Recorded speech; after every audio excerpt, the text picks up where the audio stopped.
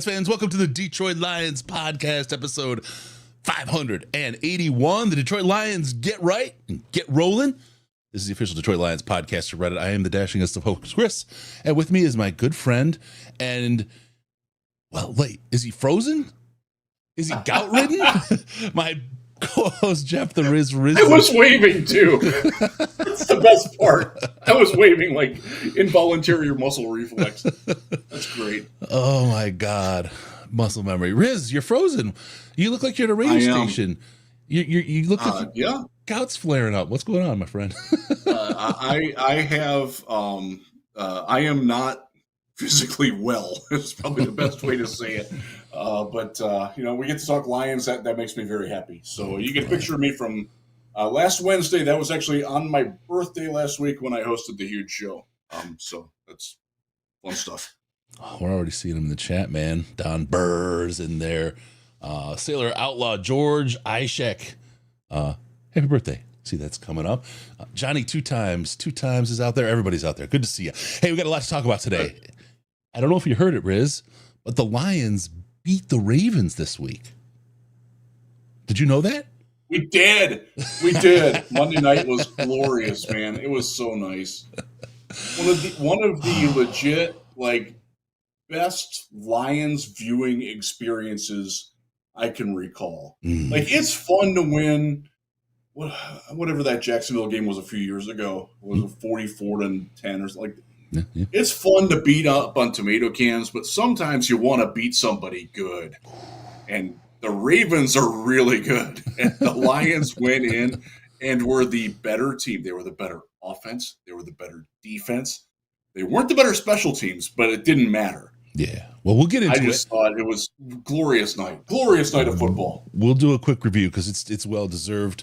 We'll also talk about Mr. Kelvin Shepard, how the offense is grooving, and look ahead and make some picks for the game against the Browns and a whole lot more. We got a whole lot going on. Riz, are you ready to go, my friend? Let's do it. Let's kick this off and break it down. All right. Oh, my goodness. Yes, it is indeed. It is time for the Detroit Lions podcast. The Lions feast on them dirty birds. What a win. Not going to lie, though, the Baltimore Ravens made us work for that win. They did. But they are the Baltimore MF and Ravens. One of the faves to make the Super Bowl this year. And if you're going to play a team that's likely going to be in the Super Bowl and they don't make you win, it's going to make for a boring year of football, actually. You're going to be able to sleep through it.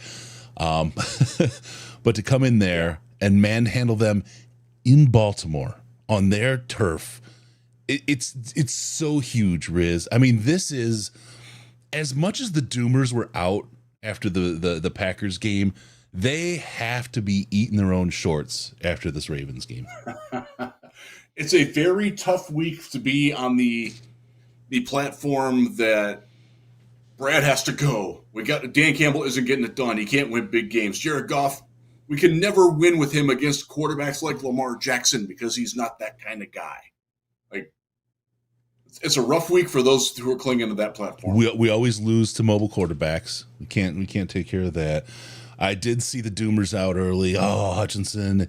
It'd be nice to have somebody across from Davenport. I saw all kinds of, and I don't know. You gotta know a little something about football, but though Hutchinson played a hell of a game. He was good. AQM, man, my God. What my boy's coming alive. I love it. He got a game ball, right? The defense just looking good. Yes, he did. Yes, he did. Defense looking good out there, putting it on. I know a lot of people were all over Terrion, who had a couple of bad plays, but again, it's a lot like your offensive lineman. Most people don't notice them until they get a holding call and then they tell you how bad a game they had. Terrion had a couple of bad plays, but he had a lot of really good plays out there too. He did a lot of good work. He's still a second-year kid, man. I don't know what people want. The thing is, nobody saw it in the second half because they weren't throwing at him anymore. Yes. His first half was rough. It was bad, man. Yep. That was it was disappointingly bad.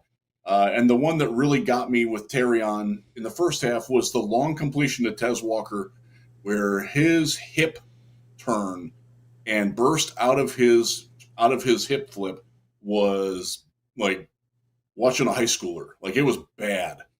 And that's not who Terrion is, but he was on that play. And unfortunately, it didn't work. But he did play a lot better in the second half. I think some of that was helped by they did a little bit less. They left him on an island a little bit less. He was still islandish, but at least there was like a pier to the shore for him, with Kirby primarily, and the pass rush really perked up. Holy crap! Oh my God, Chris, 30 quarterback pressures, 30 on Lamar. That's the thing. On Lamar. Like, you don't pressure him; he puts pressure on you. Do you know what I mean? It yes, sounds silly, absolutely. But he puts pressure on right. teams. And holy cow, this Lions defense, it's hard to say this team can't play against a mobile quarterback at this point, right? After what they did to Caleb, what they did here. The change, and I'm sure we're going to talk about Kelvin Shepard, but the way that he schemed things up, like, it was exactly what needed to happen. And this is where the change from having a defensive coordinator who sees things through defensive back eyes versus a guy who sees it through linebacker eyes, it makes a difference. I think you saw that difference in Baltimore. Yeah, 100%. We'll talk about all of that. We're going to talk a little bit about some Kelvin. We talked about where he's what he's doing. We talked about that being something we'll talk about. So keep your talking. So we'll cover. Got a little tangled up there. We'll jump in on that. But there's so much more to this this game even than just that. Jared Goff again, just a great performance. Great performance. No interceptions. Right? Just so spot on. Such great decisions. I think it was in the first half, towards the end of the first half, there was a ball he threw at the feet of a receiver, and it was like, oh, they weren't connected. No, it was getting rid of the ball safely, stopping the clock, worry not. Jared just makes really, really smart plays. The running game was just killed it. Montgomery got those yards that we've been looking for. And I talked about it in the post-game show a little bit, man. I really love putting Montgomery out there to start chewing up the defense early. And when they've got the sweat in the brow, their jockstrap's starting to ride up. And then all of a sudden Gibbs comes out and then hangs the jock from the clock, man, because they don't know where he's going. I think that's a brilliant move, and it really played itself out there really well. But Montgomery with 151 yards, man, he just doesn't go down, Riz. He doesn't go down. He does not. The 72-yard run, and like, he's not known for being fast, and he did eventually get caught from behind. Yeah, but it took him a while. like it wasn't one of those where he's getting like really caught. Yep. And he did a great job, man. Just his vision to see holes. We obviously have to give a lot of credit to the offensive line. They had a phenomenal night. Penei Sewell had the highest run blocking grade ever. Yep. Ever from PFF. And so just a little behind the scenes on what they do there. And I verified this with Trevor Sickema from Pro Football Focus. We had this conversation yesterday morning. When you get a win on a play, it raises your grade. If you don't get anything on a play, it actually lowers your grade a little bit. So for him to get a 99.8, that means that he won almost every play and didn't have a loss. He didn't have the exact data for how many it was, but it was 37 37 run blocking attempts in the game. And just based on their methodology, he couldn't have not won more than 4. That's insane. Against one hell of a defense in Baltimore as well. Roquan Smith, great player. Kyle Hamilton, arguably with Brian Branch, the best safety in football.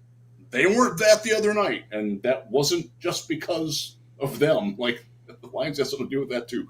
Yeah. Just to kind of talk about it, just how good he is.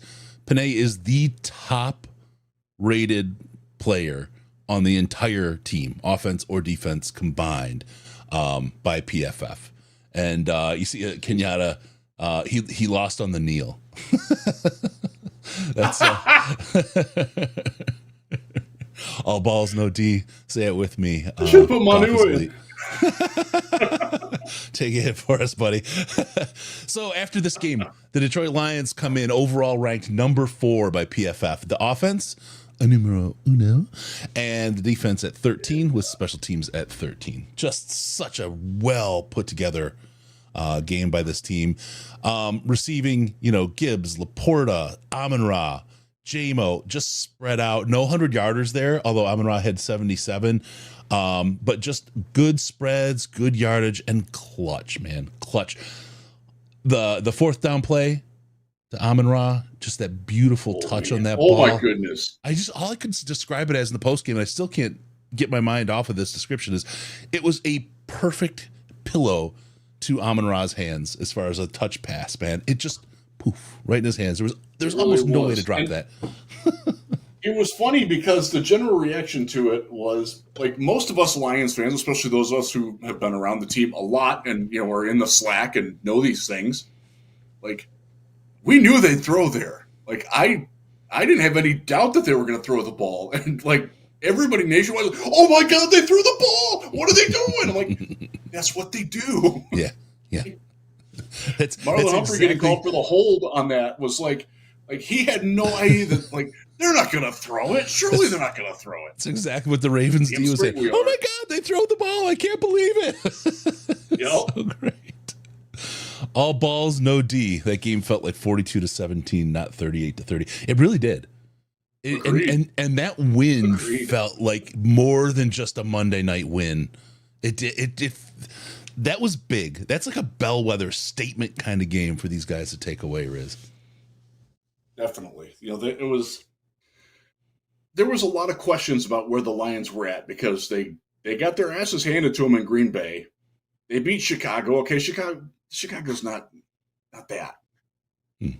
Beating a good team on the road in prime time, a team that has beaten the living tar out of us repeatedly over the years. Mm-hmm. Like that's a statement win. I'm not huge on like statement wins early in a season. That was a statement win by Dan Campbell, the Detroit Lions, and I think the league has gotten the message now that okay, just maybe they're still really good. I will say, and correct me if I'm wrong here, Riz, but because I don't want to overstate, but it feels like the statement from that win, and when we look back at that at the end of the season, it's going to mean a whole lot more than the loss to Green Bay. The loss to Green Bay was a division game. They're the AFC. I think this was a bigger game as far as results and the outcome on what it means to this team this year than that first game of the season against Green Bay. I agree with that because this is a game that we didn't expect. We both picked the Ravens to win. We got to put our hands up in the air and acknowledge that. Yep. But funny, before we came on the air, we talked about this. Like they did like all the single things that we said that they needed to do to win, and that we knew that they could do to win. They did. Like.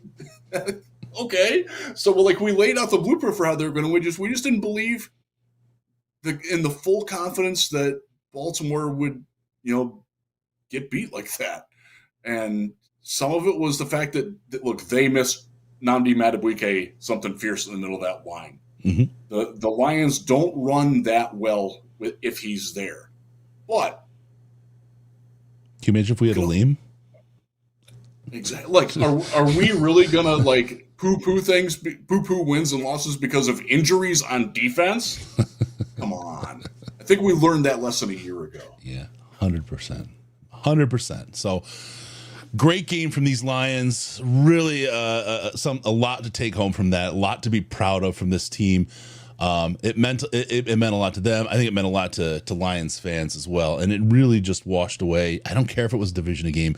It really washed away a lot of that Green Bay sting. And it doesn't hurt that Green Bay took the L from the Browns, which in itself was pretty freaking amazing, Riz. I mean, it's the whole concept of reverting to the mean, right?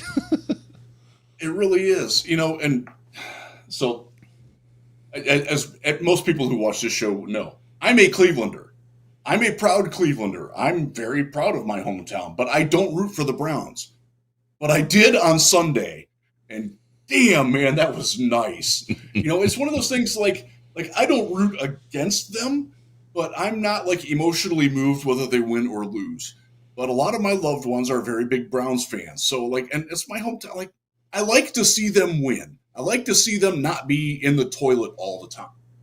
And for them to do that to Green Bay was like, hell yeah, man. Like, I have a Browns hat that I use as a prop for one of the shows, one of the podcasts that I do.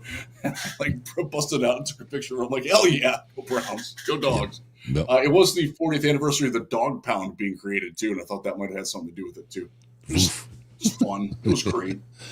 Now the Browns are public enemy number one again, but yeah. Well, they did us a favor. Look, really us, Green Bay losing to the Browns means as much to us as Baltimore losing to the Lions does to them. You know what I mean? So yes. We did each other some favors last week. Now we gotta face off, and that's that. So, all right, let's get into this. Let's keep going dig on it a little bit deeper beyond just that game. Let's talk about Kelvin Shepherd. I spy a winner, and I think that's one of the key things about this defense this week, brother. Wow. Did he dial up a perfect game plan against Lamar Jackson? Now, we got to preface this. They did score 30 points. It's not like it was a perfect game. Right. And that first drive of the game was, they were a hot knife and we were some butter. But the adjustments, the way that they held, and again, Kelvin Shepherd was a former, his best role in the NFL when he played linebacker was as a mobile QB spy. You saw him do that, but it wasn't like a straight spy. Like Jack Campbell, Derek Barnes, they did sort of a sugar rush type thing, where they're not really blitzing, but when they see what Lamar reacts to, that's when they attack. And that's not something that he's seen a lot of. Buffalo did that to him. They scored 40 on Buffalo, but Buffalo did win. That's how you get him to make mistakes. His frustration was palpable throughout the game, and that's one of the things. There was a point where I saw just the and it was just almost givey uppy kind of frustration on his face. I was like, I don't think I've seen him like that before. I've seen him mad. I've seen him, I haven't seen him that just deflated and just purely frustrated by what the Lions did. He's like, what are they doing to me? Why don't we have answers for this? You could tell that he had gotten to the point where it was in his head and he wasn't going to come back from it. I mean, you could just see it. I was like, I have never seen Lamar like that. The Lions really, this is next level stuff when you can get in a guy's head like that, who's used to being able to say, I'll put on my shoulders. If I can't, I've got a million other weapons. I got Travis Henry, Derrick Henry. Here I go again. Derrick Henry. Here I go again. We used to have Travis Henry. At least he was a Raven once upon a time. Derrick Henry. I'll just say King Henry and call it, even though I don't like that nickname that much. They got him to lean on. They've got Zay Flowers, Hopkins. Yeah. Zay Flowers. All these guys.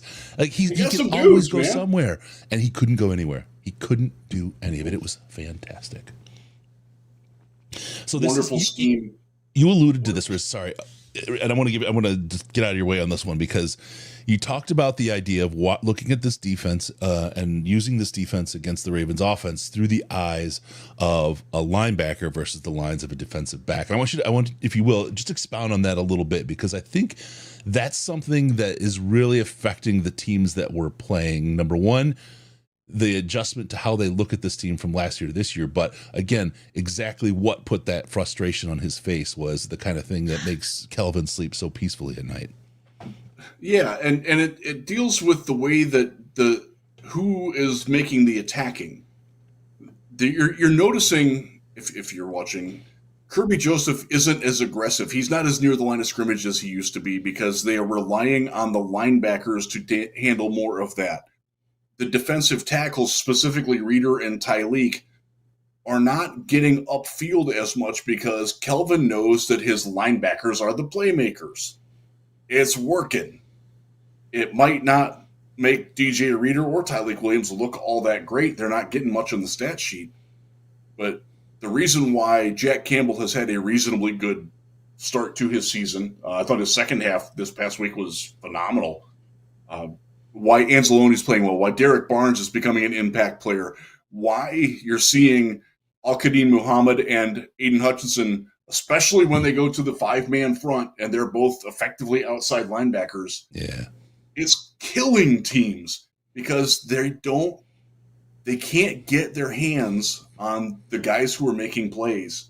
And that is it's a very strange way to go about it. It's, we've talked about this before about how Dan Campbell's base defense is a variation of Bill Parcells' base defense from back in the day.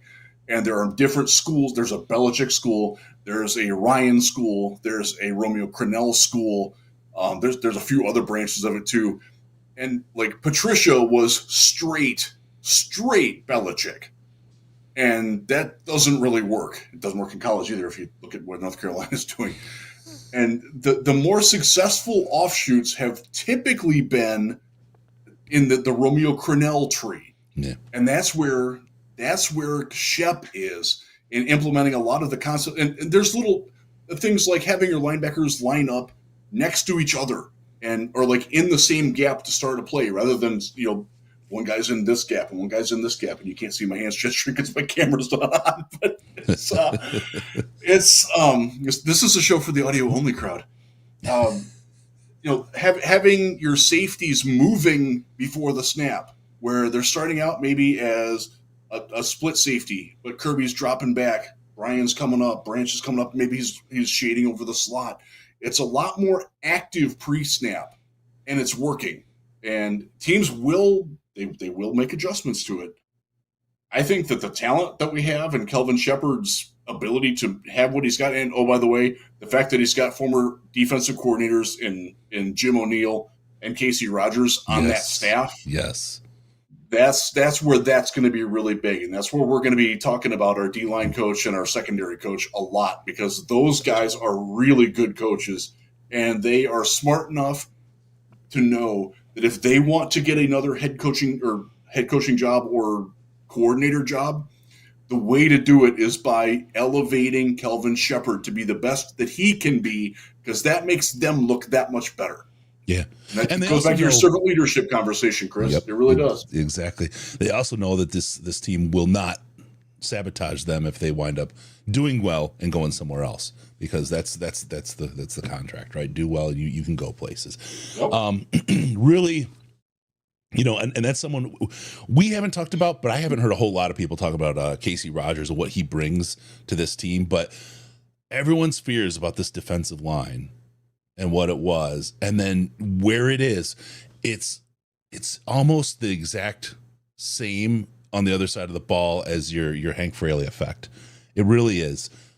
Casey brings just such a mindset and such an approach and such an opportunity for these guys to develop and work together, unleashing the talents, burying the places where they're lacking, and just letting them be the very best version of themselves. It's really, really something to see. And it's funny because when all the work was happening in the offseason, I thought that Casey was coming in as the defensive coordinator. I didn't realize he was coming in, for the line. We were talking about it as it was happening. I'm like, he's coming. I think he's defensive coordinator. And then Kelvin and everything else started coming together. But it was great decision on the part of the team. Like we've talked about it. I wanted just another year or two of seasoning on Kelvin. Like, AG leaving was a little bit hard just, at the time, because I thought it left us a little bit, but Kelvin, he blew me away. I was wrong on that one, man. He is just killing it. And he's got just a fantastic staff to elevate and support him on the way, man. This is what you talk about. Like the servant leadership, the whole thing about losing two coordinators and you can't do anything with it. Right. That whole narrative is I think one of the things I think that burned Campbell so much in the first game, that the narrative went that way. You know what I mean? Yep. Absolutely. And I will say in one of the group direct messages that I'm on X, it's primarily national writers, and a couple of them have reached out to me like outside of that now privately and be like, dude, you were so right. Like, I can't believe that we overplayed that hand so much. And one of them was a guy who was at Lions camp this summer, and he went in with that as his predetermined angle for covering the team. And I'm like, dude, you should probably back away from that. I don't want to say that Ben wasn't important, because he was. But if you're writing checks that, man, they just don't cash with that. Like, that's not who this team is. And he was told that by a lot of other people too, including some people in the Detroit media who don't particularly are known as cheerleaders for the team. Like, we collectively as Detroit knew. And the fact that everybody on the outside like didn't see it and couldn't believe it was really, really frustrating. And I think that has changed now, and I think that narrative is pretty much gone now. Yep.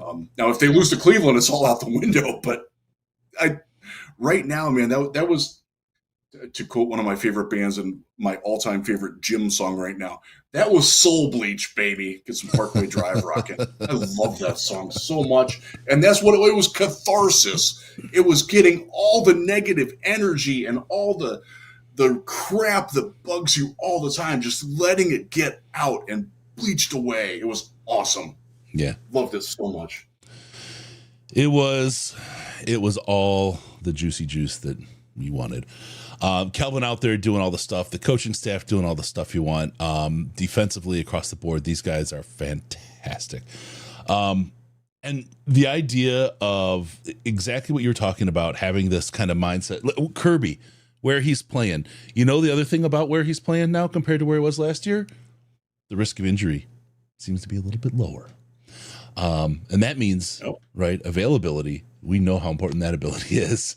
We saw that. Yes, we do. I think that's one of the things that's going to pay dividends as the year goes on. But I think also with the talent we have on this team, I do not think that this is such, let me put it this way. I don't think it's the case that this defense is going to remain exactly the same way every week.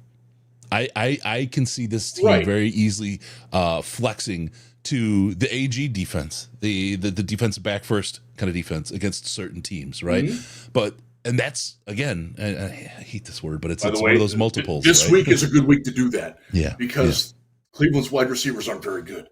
And their pass protection, oh my God. Yeah. I'm gonna have a solo video on Friday that's gonna talk a lot about Cleveland. And I've already written the outline for it. Everything that, like, if you could draw up the ideal situation for Aiden Hutchinson to get a bunch of sacks, it's this week. And if it isn't Hutch, it could be AQM. It could be whoever is playing. It could be Tyrus Wheat for all we know. He could have a big week because spoiler alert, the Browns are the worst pass protecting team in football, and their best blocker, their left tackle, just went on IR. Their left tackle right now is Cornelius Lucas. Y'all remember him? Corny. That's their starting left tackle as of today. It might not stay that way, but man. Wow. God, he's got to be old as F right now. Probably. Good. By the way, good for him for sticking around as long as he has. I think he was 2016 draft. He's been around a while. Yeah, good for him. Wow. Well, there you go. This defense, an absolute winner. Again, as I go back and look at where we are, ranked 13th overall by PFF.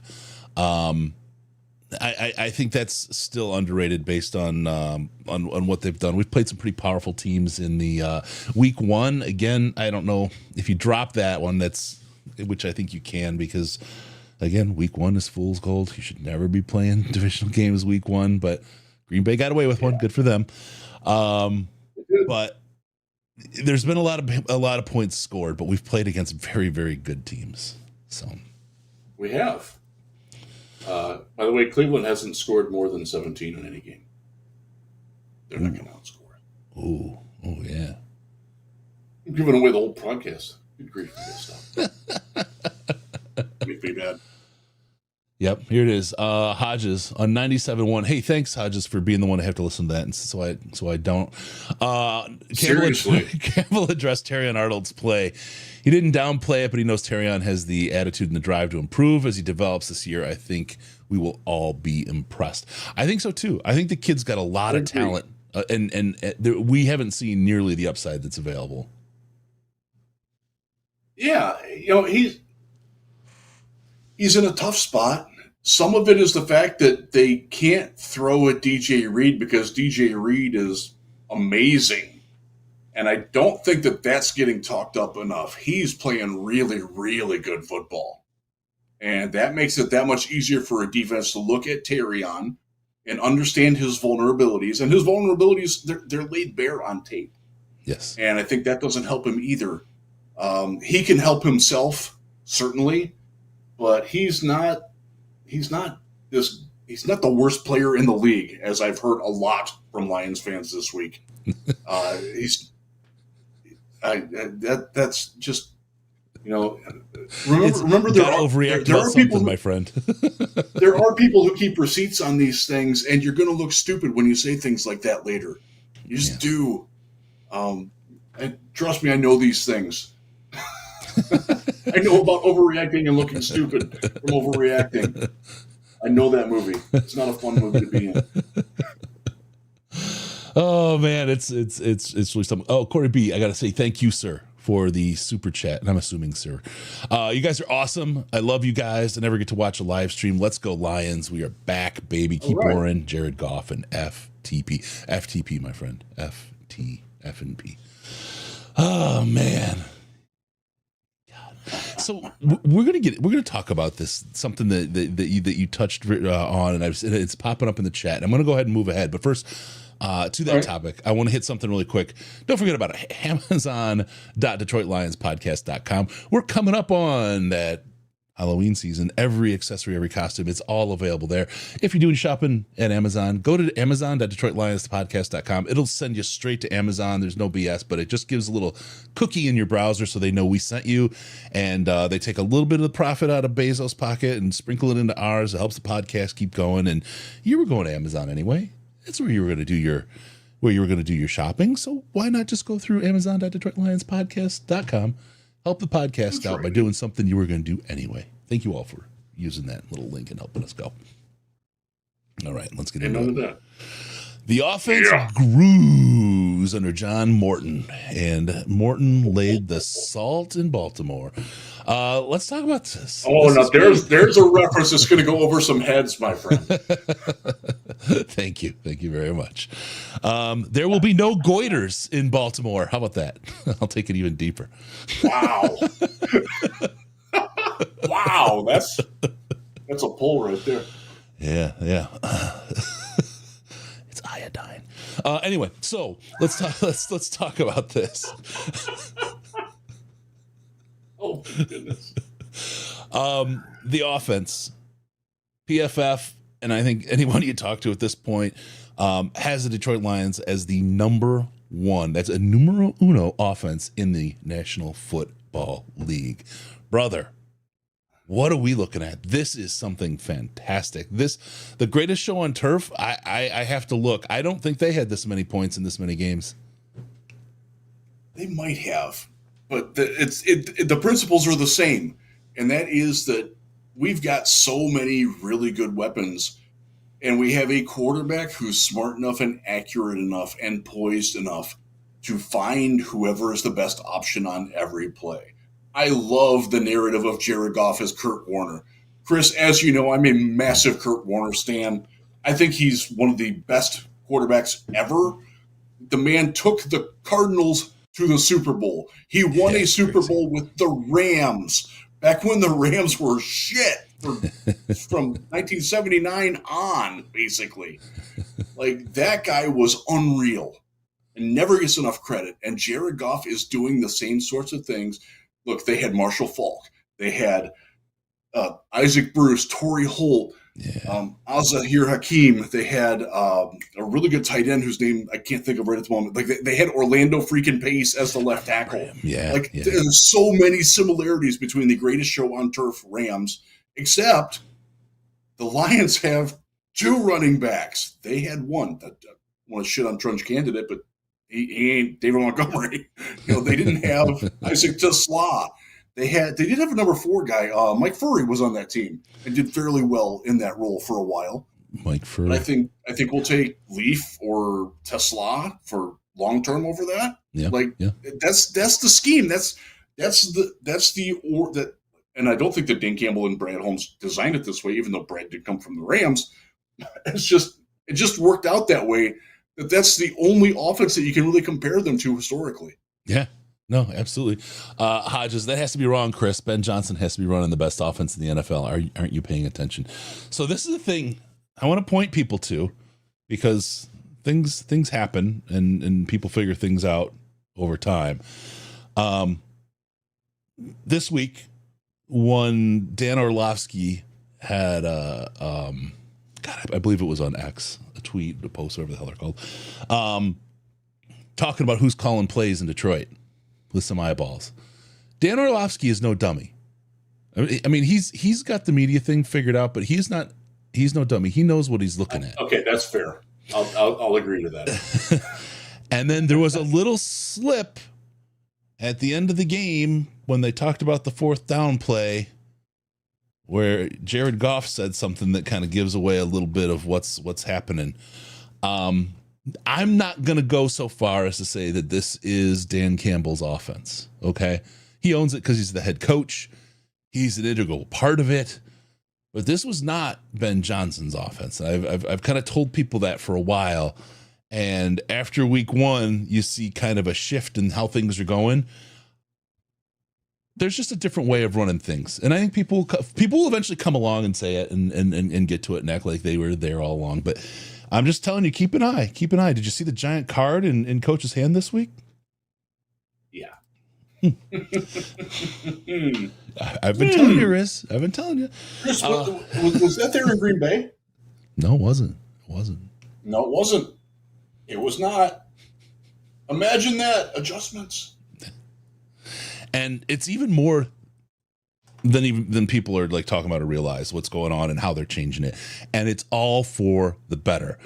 This is a thing that you do as a leader and of a group of people, is you put people in the best spot to succeed, no matter who they are, what their role is, and how they're working. This is not to denigrate anybody in any place. Okay. I want people to understand that, and I want it to be very, very clear that is not what it is. This is putting people in the right place to be the best version of themselves. And just from what we've seen and how this works and what you've seen in Chicago, I think people can know, what happened and what changed was maybe not what people thought it was. And it goes back to the whole, you lost 2 coordinators, this team has got no chance, kind of being a bunch of hot air and bullshit. So I'll kind of put it like that. 100%. That's where it needs to be. That's right. First again, though, buddy. Hey, we never left it. We never left that. And again, I want to, like, this was a collective Detroit media thing. You've heard very little of that kind of crap out of Detroit. And, like, we are certainly not a homogenous bunch in the Detroit media, but everybody, especially people that are in Allen Park, knew that. Like, okay, this is not, like, it's not going to go away just because 2 guys left. That's not how this works. Nope. And I feel like this is one of those where pay more attention to the local writers of the teams that you're going to be playing. That's where I don't really listen to national guys. I do listen to Sirius. I listen to Pat Kerwin and Jim Miller a lot because they're friends. I know those guys. I know they know what they're talking about. But like, I don't listen to the National Yak Fest. I just don't. It doesn't appeal to me. I do from time to time. Like, I will listen to 670 The Score. It's it's across the water from me. Like it comes in clear as a bell. Just to hear what the pulse is in Chicago. I can get WTMJ out of Milwaukee to listen to the Green Bay crowd. Like, and you get different things out of that than you do from the national. And I would strongly encourage people this week. Cleveland's tough. But like when you're playing somebody that you don't know very well, I'll refrain from commenting on that because I have some friends and enemies in Cleveland. I'd rather not get into that. But when we play Pittsburgh, listen to everybody not named Pony in Pittsburgh about their team rather than Stephen A. Smith and, oh God, whoever else is on ESPN. What the hell was that suit, by the way? Good Lord. Not that I'm a fashionista, but like that hurt my eyes. It hurt my eyes, Chris. I'm just saying that things are happening here that not even the local media is hip to, right? I mean, there's too much stenography still going on rather than reporting, but I think it'll start to come to the fore. People hear it as the season goes on. But it's again not a knock on anybody in any position. It's just making sure that they've got the right role in each of the positions they're in to make this team win. And it's really, really cool that they will focus on that and that they are so team oriented, even at the coaching staff's level, that it isn't about who's doing what, whose name's where. It's about what it takes to win and them working together to do whatever it is to do it, whatever it takes to win. Had to kick that out. So good stuff. Offense is grooving. John Morton has figured, this is the playbook. It didn't run with Ben. It's definitely different. It's definitely fantastic. Do you think it's feasible that Ben comes back after the implosion in Chicago? I'm feasibling again. Oh my goodness. There's a troll question right there. My goodness. I learned from the best. No, I don't actually. Some people and me included, I said it. think it's feasible that maybe we feasibly should have had Ben still and feasibly had his offense. Feasible. I will say, I'll go back to what we said after week 1, where we're like, if, and only if the IFF part, I did remember that from high school math. If and only if the John Morton thing doesn't work out, whatever, I want Brian Dable out of New York because he's not going to last in New York. He's already played the chip. Going to Jackson Dart start. Like, that's his, like, okay, you can't fire me now. I just made a quarterback change. Well, good luck with that. Yeah, I don't think anybody's on the block. Like I said, I just think it's knowing strengths and weaknesses and where people are best suited to help the team win. That's it. And it's deeper and wider than most people know. And that's how you do this well after losing somebody as integral as Ben was to the offense. That's how you survive and thrive as a team after something like that happens. And it's so good to see because it kind of talks to this team being a long-term winner. And I use this reference all the time when I talk about, you just got to get to the game. The 9-7 Giants won a friggin' Super Bowl, right? We're a team that's in a position, with all the cap space we have now, I think we're number 2 in cap space. Next year, I think we're the second worst because of the way all the contracts come due, which is why we don't spend all the cap this year because we want to carry it over and help out. But yes. The thing is even with that, we're in a position to be successful and make the playoffs year after year after year after year. Coaches will come and coaches will go. But this is, if we win 10 Super Bowls, I'm making it up here. Yeah, it's a dynasty. Oh my God. If we make the playoffs 10 years in a row, that's a dynasty in Detroit. And every single one of those gives you a chance to make it all the way to the Super Bowl. And that's all you can ask for because shit goes off the rails when it's playoff time. Great teams that are supposed to win the Super Bowl fall out of the playoffs every freaking year.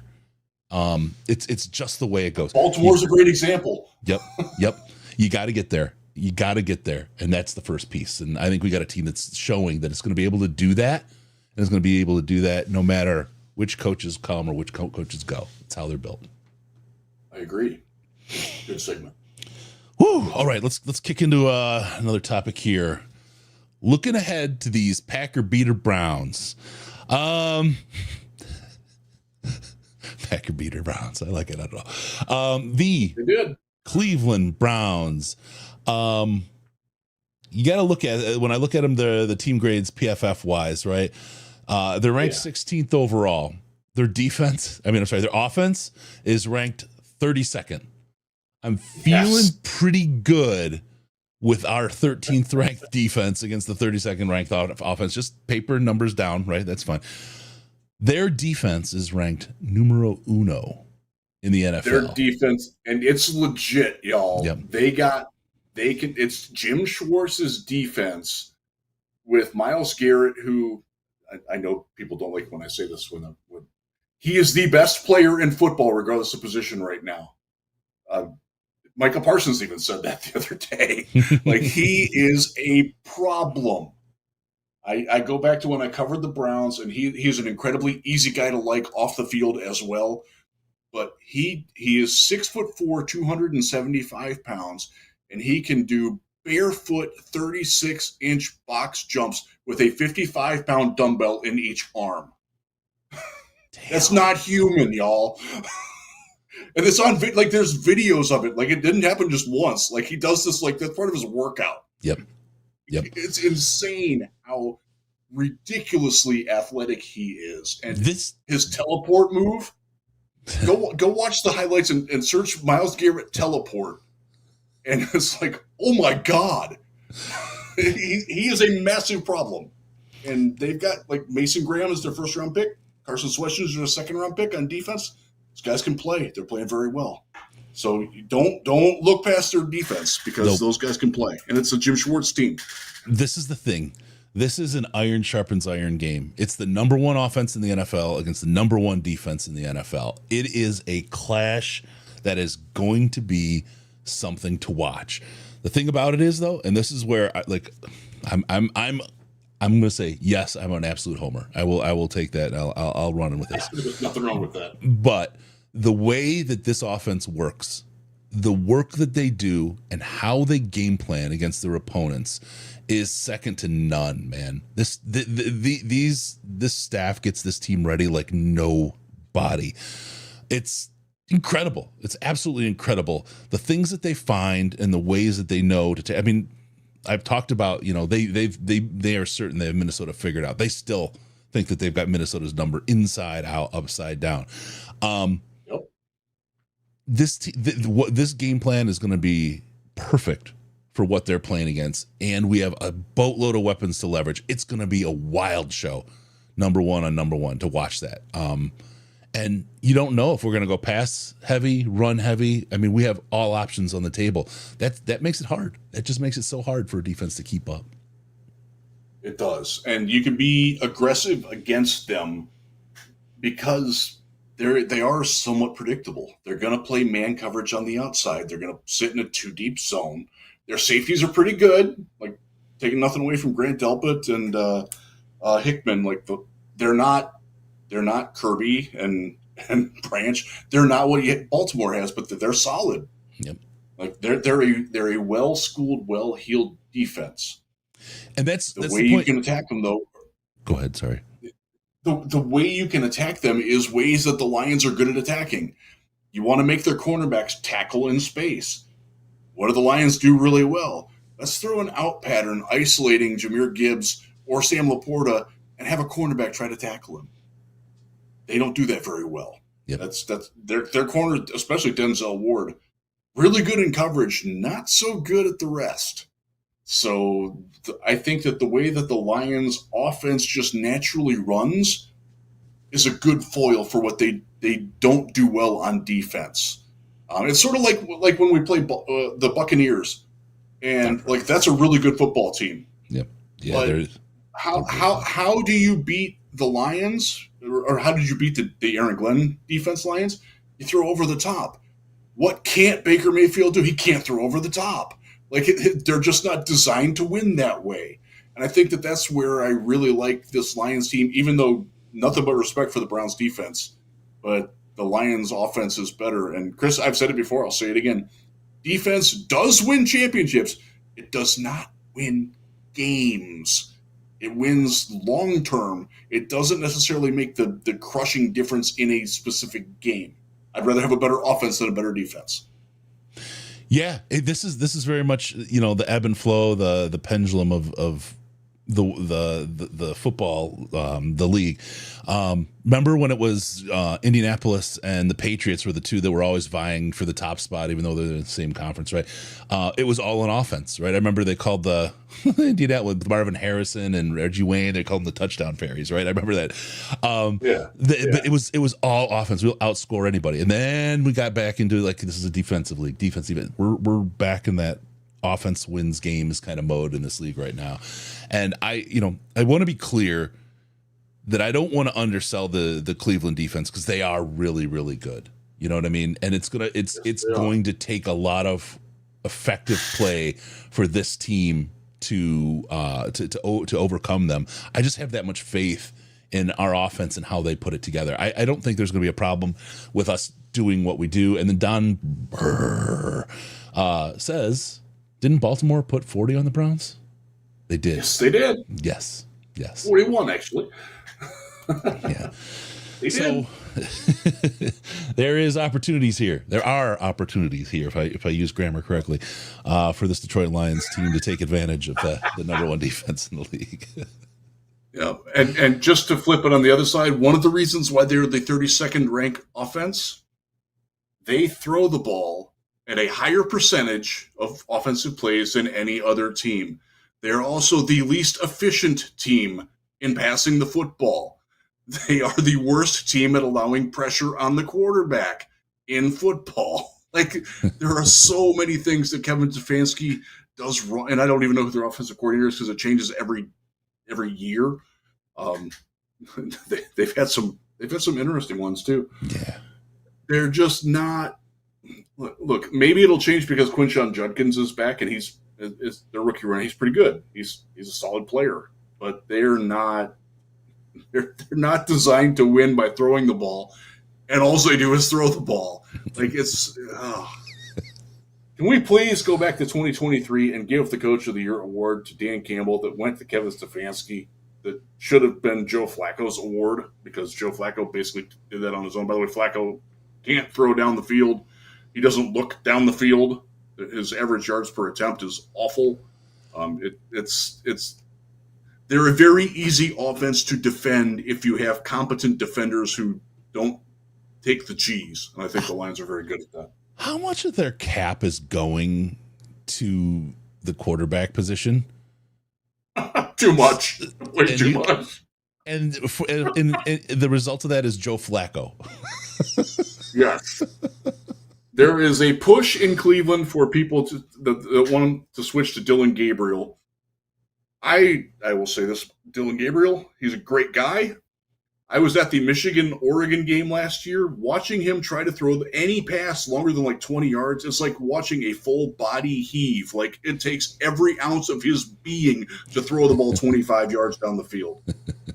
Like that's how do you think Kirby's going to like that? I think that plays into our advantage. And Shedeur he's on their roster. That's all we need to say about him. There you go. Because he's not going to play. There you go. There's a lot going on there in Cleveland, and it's yes. Other than the defense, not a lot of it's any good.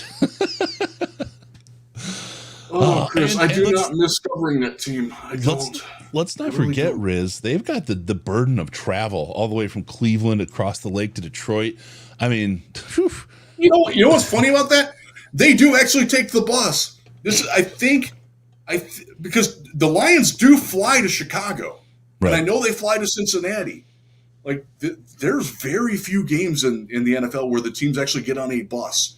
The Browns are taking the bus to Detroit. I wonder how that's going to work. Now, they do have the benefit of an extra day of rest. But, yeah. Feels a little strange. Well, let's talk about how Vegas looks at this. Vegas sees this as a 9.5-point game with the Lions favored. Yeah. That's a big number, boys. The over-under is so. Think about this, Riz. This is a 9.5-point game, and the over-under is 44. That means we're winning. I can't do math. Shit. 30-10. Yeah, something like that. This is the second biggest point spread of the week. 15. Buffalo is playing somebody that's terrible. And they're 16.5-point favorites. So we're next in line on that. But when you get a line that's 9.5 points and the over-under is that low, like, yeah, I'm guessing the money line for us is probably like 400 in that range. It is 500. Oh my God. Yeah. Oh man. Oh man. Oh man. Yep. Minus 500 Lions, plus 375 for the brown shorts. So, man, it's gonna be a wild game. But this is one of those ones where,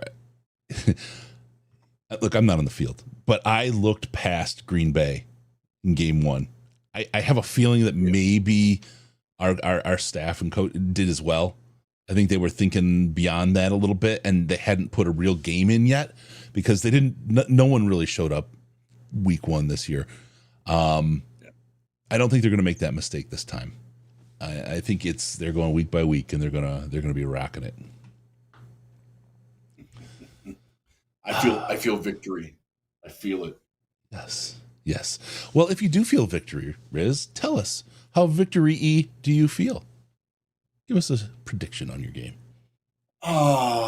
So I'm gonna go Lions 24, Browns 9. 29. Okay. I am going to go 31-13. Okay. The Lions are on average to 38 points a game. They're playing a really, really good defense. We'll hold it back to 31. And they're playing How restrained of you. Thank you. It's not a homer take. I just think it's going to be really, really difficult.